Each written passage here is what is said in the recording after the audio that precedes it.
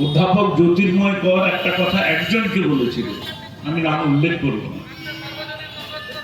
অধ্যাপক জ্যোতির্ময় কর তিনি প্রফেসর, এবং আমি যখন জুনিয়র অধ্যাপক, তিনি সিনিয়র। আমরা একসঙ্গে তখন ডানপন্থী লড়াই করি। তো তিনি একজন কাউকে বলেছিলেন একদম খুব হুমকি দিয়ে, তুমি জেনে রাখো আমি কিন্তু 1 মিনিটে অমুক অধিকারী হয়ে যেতে পারি, তুমি কিন্তু 1 মিনিটে জ্যোতির্ময় কর হতে পারবে না, তোমার 500 বছর সময় লাগবে, কারণ তুমি অধ্যাপক হওয়ার যোগ্যতা রাখবে না। আজকে যার বিরুদ্ধে প্রতিবাদ সমান্ত ভাবছিলাম যে একটা তার কুশপুতুল এখানে রাখা আছে কিনা, কিন্তু রাখেনি, আমার ছেলেরা রাখেনি, এরা তো সংগত হল। আমি ভেবেছিলাম আমার বোন সঙ্গীতার ছবিতে যারা জুতোর মালা দিয়েছিল তাদেরকে জুতোর মালাটা ঠিক দিলে শান্তি করে, কারণ ওরা তো বলে আমরাও গোমাতা পুজো করি, ওই গোমাতার থেকে যে গোবর হয় সেটা থেকে যে ঘুঁটে হয় সেইটার মালা ঝুলিয়ে আজকে রাখা উচিত ছিল। তাহলে কিন্তু এই হচ্ছে সংযম, এই হচ্ছে তৃণমূল পরিবার। তারা ইট মারলে পাটকেল দেয় উন্নয়ন নিয়ে, আর মানুষের যখন ভাষা দৈন্যতা থাকে, কার পরে কি বলতে হবে, কাকে কি বলতে হবে, এই দৈন্যতা যখন থাকবে তখন দেখবেন যা মনে আসে তাই বলে। সেই জন্য আমি বলি, যিনি কালকে এইসব উৎসাহ কথা বলেছেন তার সঙ্গে একটাই চ্যালেঞ্জ, আজ আমার বোন সঙ্গীতা মানসিকভাবে বিপর্যস্ত। রাজকমল আজকে পুলিশের দ্বারস্থ, রাজকমল সে এফআইআর করেছে। আর আমি বলবো, আমি তো জানি না, শুনিনি, যদি কারো কাছে রেকর্ডিংটা থাকে তাহলে আমার এফআইআরটা এখানে হবে না। উনি কত রাজনৈতিকভাবে নাকি কোর্টের মোকাবিলা করবে। আরে নুন খেতে খুব তোর নেই, তোর আবার কলমি শাকে জিরা।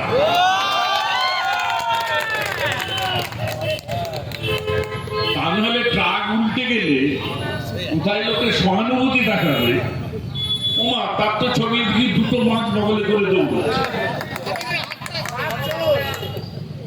সে এখানে এসে বড় বড় কথা বলছে। আমি 11 সালের থেকে এখানে আছি, ওর নাম আমি ধরতে চাইছি না, আমি নামটাকে একটু বদলে দিতে চাইছি। দেব আছে, তার পাশে যেটা বসানো আছে ওইটাকে কেটে দিয়ে আরেক দেবতা আছে, সেই দেবতার নামটা ওখানে যোগ করে দিই। কি বলুন জোরে, কি দেবতার নাম? এখন মস্তিষ্ক বিকৃত, সেই জন্য ওই দেব তার নামটাও ঠিকভাবে ধরে রাখতে পারলো না। তাই এলাকায় আজ থেকে ওর নাম এই বলে প্রচারিত হোক, যেটা আমি ধরতে পারবো না, আপনারা ধরবেন এবং বলবেন বুবুন, তবেই তুমি আমার বোন কি পরিচ্ছদ করবে, কি করে যাবে, তার যোগ্য জবাবটা দেওয়া হবে। আজ থেকে কাকটিয়ার মানুষ এবং খারুই 2 নম্বরের মানুষ, 2 নম্বর অঞ্চলের মানুষ কখনো ওর নাম নেবেন না। ওই নামের আগে যেটা যোগ করা হলো সেই নাম নেবেন এবং বলবেন অপেক্ষা করুন মাত্র 2 মাস, আপনার খারুই 2 নম্বর অঞ্চল আপনি রক্ষা করতে পারেন কিনা দেখুন।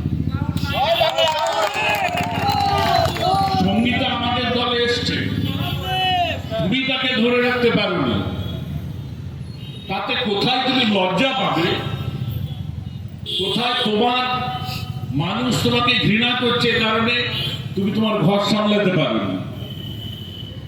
আজকে রাজনীতি করার সে তো বলেছে আমি মমতা বন্দ্যোপাধ্যায়ের উন্নয়ন দেখে এসেছি, আমি এই উন্নয়ন করতে চাই বলে বিজেপির বর্তমান যারা এখান থেকে নির্বাচিত হয়েছেন তারা তাকে কাজ করতে দেয় না।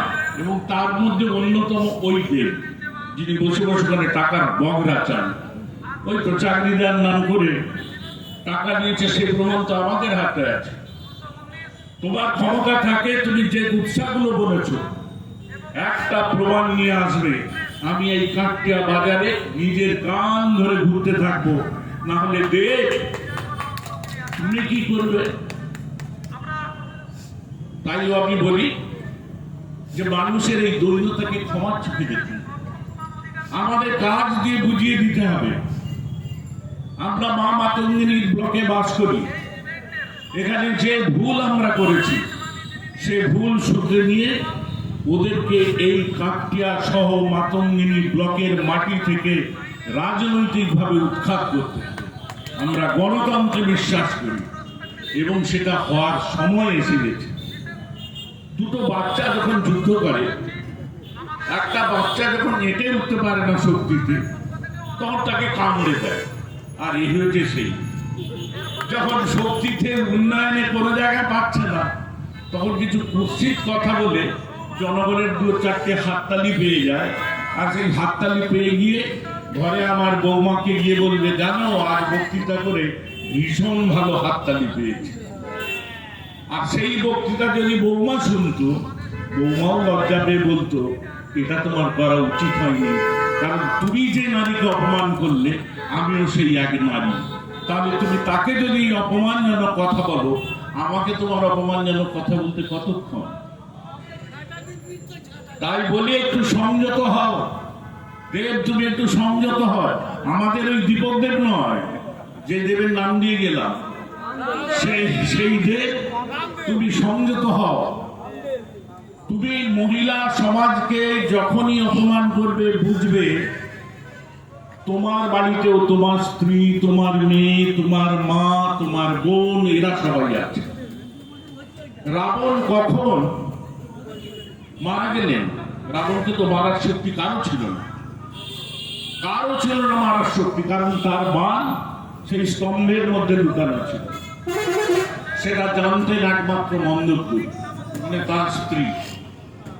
তিনি বারবার বাধা দিয়েছেন, তুমি যুদ্ধে যেও না, তোমার মৃত্যু বাণ এই জায়গায় আছে, এটা এরা জেনে গেছে, তুমি যাবে না। তখন উনি মন্দোদরির কে স্পর্শ করেছিল। আর সেই যে কে স্পর্শ করা, মা দুর্গা যাকে রক্ষা করেন রাবণকে, তিনি তখন বললেন, আর রক্ষা নাই। তুমি রাবণ, তুমি আজকে মহিলা জাতের অপমান করেছো তোমার স্ত্রীর গায়ে হাত দিয়ে, অতএব তোমার রক্ষা এবার ধ্বংস। তাই এটা ধ্বংসের মুহূর্তে এসে গেছে। এই কারণে আমার বোন সঙ্গীতা, তাকে সে কুৎসিত আক্রমণ করেছে, আমাকে আক্রমণ করেছে। তুমি আমার সঙ্গে লড়বে? বহু চেষ্টা করেছিল, 21 সালে নাকি একটা টিকিট পাবে, খুব ভালো টিকিট পাবে। এখন একটু দেখাচ্ছে যে আমি এইসব কথা বলে বলে যদি 26-এ টিকিট পাই, সে আশায় গুড়ে বালি। কারণ বিজেপি দল এখন খন্ড খন্ড হয়ে গেছে। সেই জায়গায় দাঁড়িয়ে এর মতো এক কুলাঙ্গার যে এইসব কথা বলে, গুরু লঘু ভাবে না। তাই আমি আবার সেই জ্যোতির্ময় কথা বাবুর কথা উল্লেখ করে বলি, ওরে দেব, আমি চাইলে 1 মিনিটে তোর মতো হয়ে যাব, কিন্তু তুই সারা জীবন তপস্যা করলেও আমার মতো জায়গায় যেতে পারবি না। এই আজকের দিনে বলার বেশি কিছু নেই। উন্নয়ন নিয়ে আমরা অনেক কথা বলেছি, সে উন্নয়ন কে করেছে? মমতা বন্দ্যোপাধ্যায়। নারী শক্তি একটা আজকে কার মাথা থেকে বেরিয়েছে? আমার পাড়া আমার সমাধান। তোমার লজ্জা নেই? তোমার তো খালি অঞ্চল, 2 নম্বর অঞ্চল তোমাদের অধিকার। তাহলে সেখানে কেন এখন দালালি করে আমার পাড়ার আমার সমাধানে গিয়ে তোমার পরিবারের লোকের নাম আগে লেখাচ্ছ? তোমার বাড়ির রাস্তাটা কিভাবে হবে তার নাম লেখাচ্ছ? তুমি যে মির্জাপুর খালের উপর দিয়ে যে 6টা ব্রিজ, তার উপর দিয়ে হাঁটো, সেটা তোমার কোন দাদু করে দিয়ে গেছিল? কারণ আমি বাবার নাম ধরবো না, সেখান দিয়ে হেঁটে যাও। তুমি দাঁড়িয়ে এককালে তেল দিয়ে বলেছিলে মির্জাপুরের খালের ব্যাপারে সারে এই করুন। সঙ্গীতা খুব মিষ্টি ছিল যখন তোমার দলে ছিল। দল থেকে চলে যেতেই সে ওই কুকথা যেগুলো বলেছ সেই জায়গাটাকে বসিয়ে দিলে। যদি সে এত খারাপ তাহলে প্রথমে কেন বলো? 1 মাস 2 মাস 5 মাস 6 মাস তাতে তো তুমি বলনি। তুমি যখন দেখলে ঘর রক্ষা করতে পারোনি, আর সে সজোরে একটা চপেটাঘাত মানে চড় মেরেছে তোমাদের, দিয়ে বেরিয়ে গিয়ে বলছে মমতা বন্দ্যোপাধ্যায় আমার উন্নয়নের প্রতি, আমি তার হাত ধরে আমার সভাপতির পদে থেকে আমি কাজগুলো করতে চাই। তখনই ওদের মতো লোকের গায়ে লেগেছে, আরো লাগবে। আমার সুজিত এবার বক্তব্য রাখবে। নন্দীগ্রাম মহান কি হয়েছে সেখানেও গালাগাল দেবে। খেজুরিতে গেছিলেন, তারপর লোভ সামলাতে পারেন, কিন্তু লোভ অর্থ কদিন থাকবে মানুষের, ওইটা থাকবে না। তুমি কি ভাষায় কথা বলো, কিভাবে মানুষকে সম্মান করো, সেটা দিয়েই তোমার পরিচিতি। আরে আমি তো একটা ভিখারি লোক। এই যে মহান ব্যক্তিত্ব বিদ্যাসাগর এখানে আছে, তিনি জনগণের কম কুকথা শুনেছেন, তিনি তো সবার উপকার করেছেন। বিবেকানন্দকে নিয়ে এক মহিলাকে নিয়ে বলা হয়নি, গান্ধীজিকে নিয়ে বলা হয়নি। আজকে তোমার সাভারকারের কথা বলছো। হ্যাঁ, সাভারকারের প্রথম জীবনে ভীষণ ভাবে লড়াই করেছিলেন আন্দামান জেলে, কিন্তু পরবর্তীকালে সে লড়াইটা সহ্য করতে পারেননি বলেই তিনি রাজাকার হয়ে গেছিলেন। আজকে সবার উপর এটাই বসাচ্ছে। আজ পর্যন্ত এতগুলো ৭৯ বছর কাটতে চললো। আমরা সবাই জানি জাতির জনক মহাত্মা গান্ধী, আমরা সবাই জানি নেতাজি সুভাষ, এরা প্রতিক্রিয়া। সাভারকারের নাম এখানে কজন জানেন? সেই সাভারকারের ছবি এখন উপরে, সবার উপরে বসানো হচ্ছে। এই যদি থাকে ওই হিন্দু হিন্দু করে, আর এই সমস্ত স্বাধীনতা সংগ্রামের ইতিহাসে যারা পুরোধা তাদেরকে অমান্য করে কি বলছে, জিন্না দায়ী, নেহেরু দায়ী, সমগ্র কংগ্রেস দায়ী। আরে এরা যদি দায়ী হয়, তখন তোমাদের মতাবলম্বী যারা ছিলেন তারা কি করছিলেন? তারা কেন তার বিরুদ্ধে যাননি? তখনকার প্রেক্ষাপট আমরা কেউ জানি না, আমরা স্বাধীনতার পরে জন্মেছি।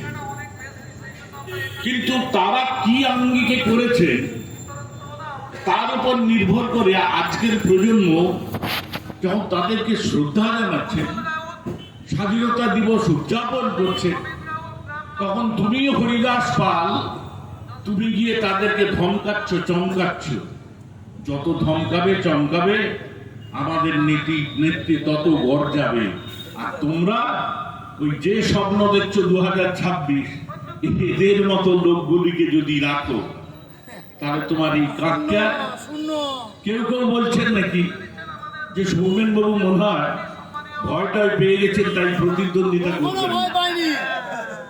আমি আজকে দাঁড়িয়ে বলি, দেখুন আমার বয়স হয়েছে, দল ঠিক করবে কে কাকে কোন জায়গা থেকে প্রতিদ্বন্দ্বিতা করাবে। কিন্তু যেই আসুক, আমি তমলুকের মাটি ছেড়ে যাব না, আমি তাকেই বিধায়ক বানাবো।